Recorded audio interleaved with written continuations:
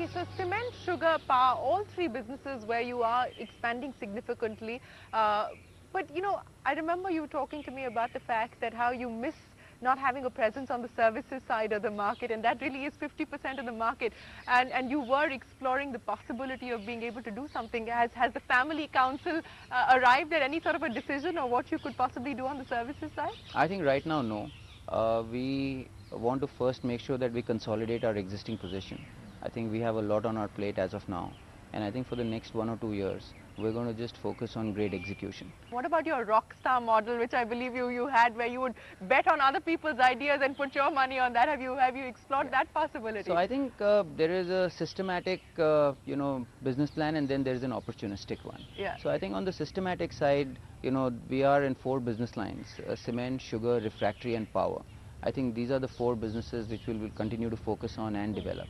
But on the opportunistic side, if something comes our way, I think we will not hesitate to look at it. It's been quite a journey for the two of you, at least especially the past, the decade that's just gone by. How have things actually changed for you? Let me start by asking you, Gautam. We started off with maybe a $50, 500 crore company, and now our company is almost, almost close to $1 billion, right? So going through this, taking the company into this growth phase has been very exciting. Very, very different from jobs ahead to this. Puneet, do you miss not being able to do that, sort of have your own entrepreneurial startup in that sense? Yes, I think at times I find that the industries that we are in are very stable, and the kind of variables that we have to deal with here are more political in nature. How do you sort of deal with the fact that you're operating in these very, very regulated businesses? I think we have to, respect the fact that we live in a society and in a civilization where income disparities are huge, and the government has its own compulsions while pursuing growth. So I think we respect the political compulsions. The only thing that we feel sometimes a little bit, frustrated about is that in India things take too much time.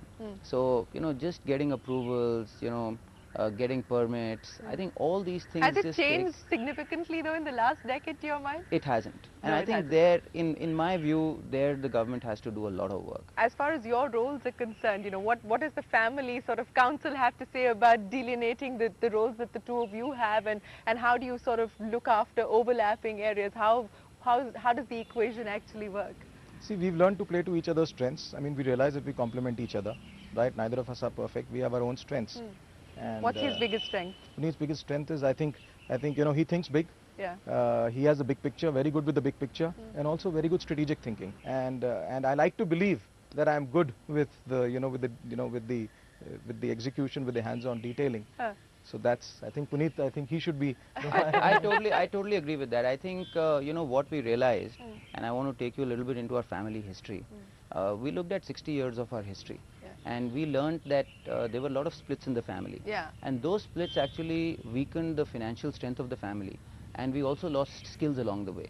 So each individual brings Yeah, you skills. were in every business possible, from Absolutely. banking to the railway business to just about everything, to newspapers to everything. Absolutely. So if we look at the, strength of the founders, there were 3 founders, and each one of them had complementary skills. So I think we had the, eclectic mix of the best entrepreneurial skills at that time, and the growth of the, group was very fast.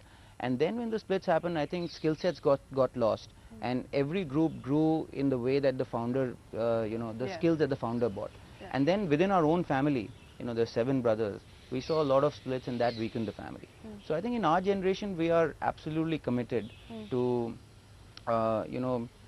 doing our best to restore that legacy and, make an impact in the 3rd generation without losing our value system. Well, we wish you the very best of luck with your mission to Mount Everest. Thank you very much for joining us on India in Generation Next. It's been an absolute pleasure Likewise, talking to the Shireen. both of you. Thank you.